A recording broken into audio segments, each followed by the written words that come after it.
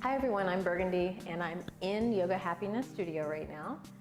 Today's video we are going to discuss yoga studio etiquette.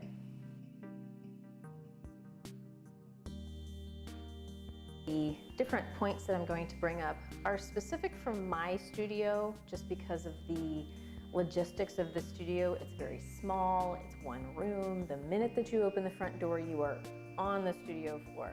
But some of these things just apply across the board to the majority of yoga studios.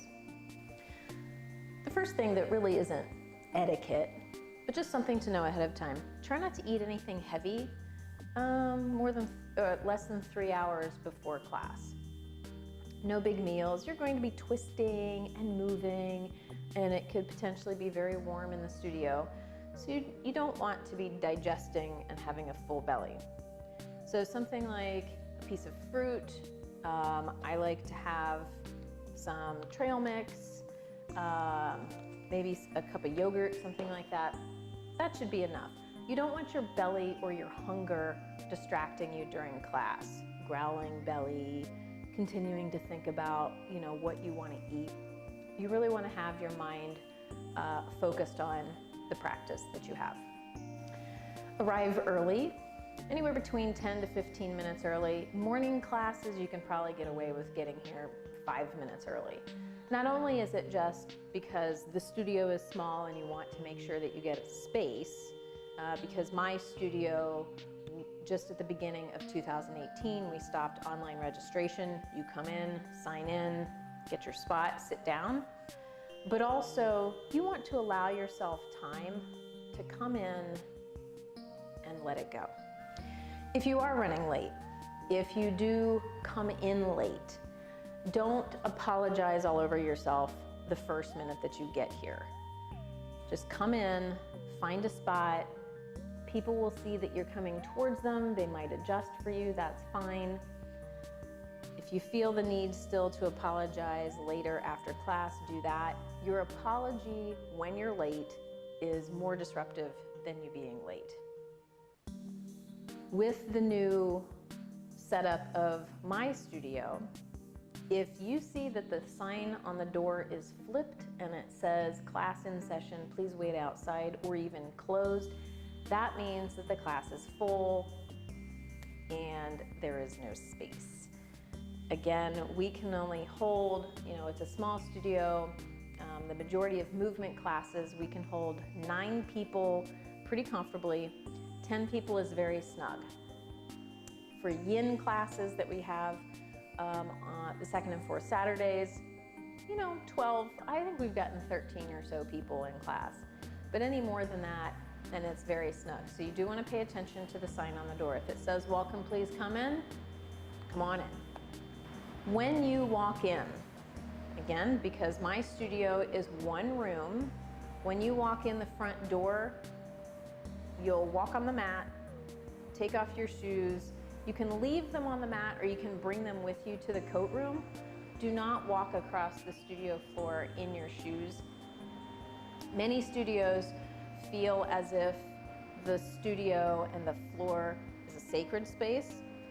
We are all concerned about sanitation and making sure that the floor is clean because you're going to be barefoot. Also, just walking around barefoot on a dirty floor, nobody really wants to do that. So take off your shoes, don't walk across the floor. Go right across the room to the coat room, put your bags away, hang up your coat, put your stuff in the coat room. Turn off your cell phone or turn off the ringer and the vibration and leave your cell phone in the coat room. Do not tuck your cell phone underneath the mat. Somebody could step on it. Besides, it's still there. You're looking to have no distractions during class. Not only for yourself, but you also don't want to provide a distraction for others. We're here to get away from all of that. So be respectful and put away your cell phone. When you come into the studio, please do not step on anybody's mat. And also throughout the class, don't step on anybody's mat with shoes, barefoot, whatever. This is that person's space. So not only is it for sanitation, again, you don't want somebody else's feet on your mat, especially if this is a mat that you own, but also this is their personal space. So be respectful of people's space. Feel free to bring your socks or a sweatshirt or sweater to your space when you sit down. Be prepared to practice with your socks off. It makes it stickier so that you can grip the mat with your palms and the soles of your feet, but you can keep your socks here. At the end of class, when we finish with Shavasana, final relaxation pose, then your socks will be available to you. You can put your socks back on, put on a sweatshirt, and you stay warm for Shavasana. Shavasana is past the point when we've gone through cool down. Shavasana isn't the cool down. This is relaxation after cool down. So you want to stay warm during Shavasana. Bring water.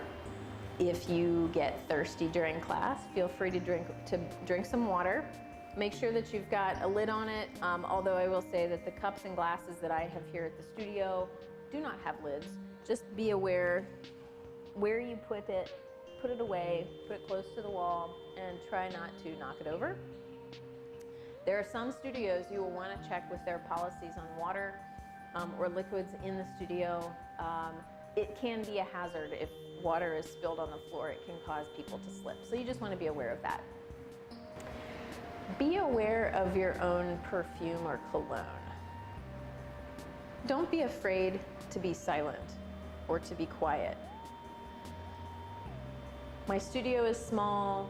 Many of the students are friends or have become closer, so there may be a lot of chatting. If you're not feeling like talking, if you had a crazy day, a lot going on, if there's a lot going on in your head, just don't be afraid to be silent. Just sit there, you can close your eyes, you can come into child's pose. And that's just sort of an indicator to others that you're just here and you're decompressing. And that's fine. Practice ahimsa. Ahimsa means nonviolence. So it doesn't just mean physical violence. No, we're not here to hit people, but also ahimsa applies to your thoughts. Have pleasant, positive thoughts. Do not be judgmental of others or of yourself. You are not here to compete with anybody else, and you're not here to compete with yourself, but try not to judge yourself and try not to judge others. She may be wearing a very strange outfit. That's fine, it's not bothering you. Some little things. When you put down your mat, once everybody gets into the class, then start to readjust your mat. Maybe you can squish a little bit closer, but do stagger your mat so that maybe your mat is back from everybody else's so that when you are doing wide arm things, you're not hitting each other, you have enough space. Also, stagger your mat away from the person in front of you. So there are many poses where your drishti, your focal point, is going to be in front and maybe eye level. So you don't want to feel uncomfortable gazing longingly into the eyes of the person across the studio from you. So do stagger off to one side as well as back or forward from the people next to you. All yoga studios have tissue boxes. All yoga involves breathing. If your nose is stuffed up, if you have a runny nose, blow your nose. In my classes, I welcome questions. However, not every moment is appropriate for asking a question. If it feels like everybody is in the zone and they're moving and they're really breathing and all of that, then just be mindful and maybe that's not the right time for a question. In many yoga classes, you might hear the teacher say, Namaste. Sometimes it's at the beginning of class, at the very end of class. It is a greeting, it's a salutation.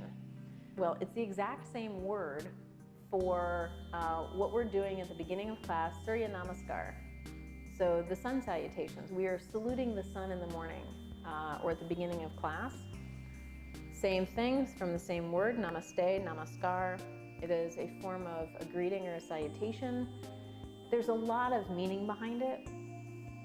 So when a teacher is saying namaste, either as a greeting or as a closure, it's also saying, I honor the spirit in you, which is the same spirit that's in me. It is simply a sign of respect.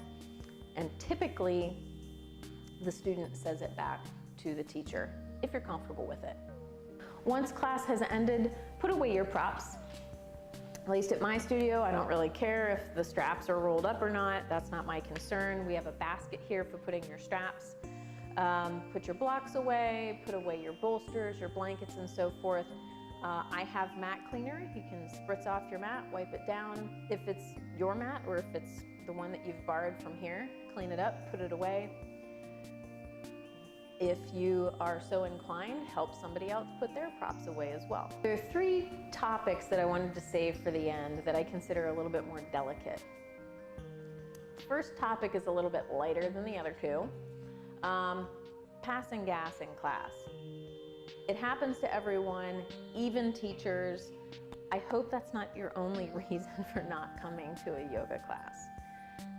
It can be embarrassing, yes, but it's natural. Please don't let that be the only reason that you don't come to yoga.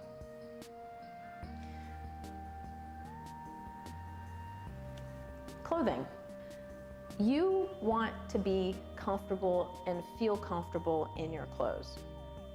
Be mindful of your own body, your own comfort, but be mindful of the comfort of others. Be mindful if you're wearing shorts, that if you're in a pose where you're out there, try not to have holes in your crotch. Simple as that. Make sure that maybe people can't see up your shorts. Be mindful of tops, where you might fall out of your top. It's for, again, for your own comfort and for the comfort level of others. A yoga studio is a safe space. That leads me to my final point as far as delicate topics are concerned. Inappropriate touch. In a yoga studio, you may or may not know the people near you. Yes, there are some poses where, especially if we're laying down, we have our arms out to the sides. If you touch somebody with your fingertips by accident and so forth, that happens.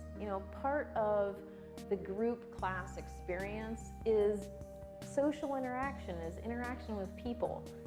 If you feel that you have been violated, that you have been touched inappropriately, feel free. I hope you can feel comfortable telling me.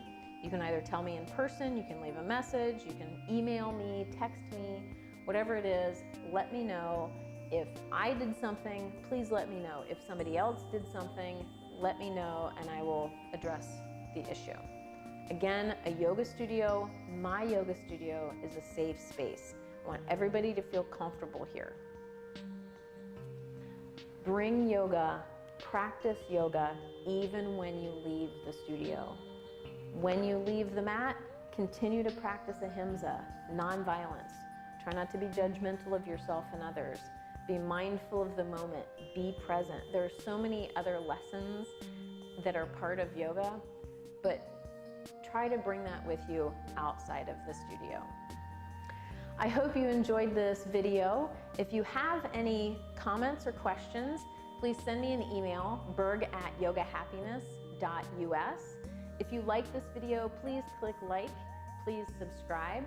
And if you would like to see more videos and would like to help support this, please go to my Patreon page, patreon.com/yogahappiness, and help support this. That would be wonderful. I would love it. Thank you so much. See you in class. I'm hungry. Dehydrated lemons, dehydrated oranges. Oh, good.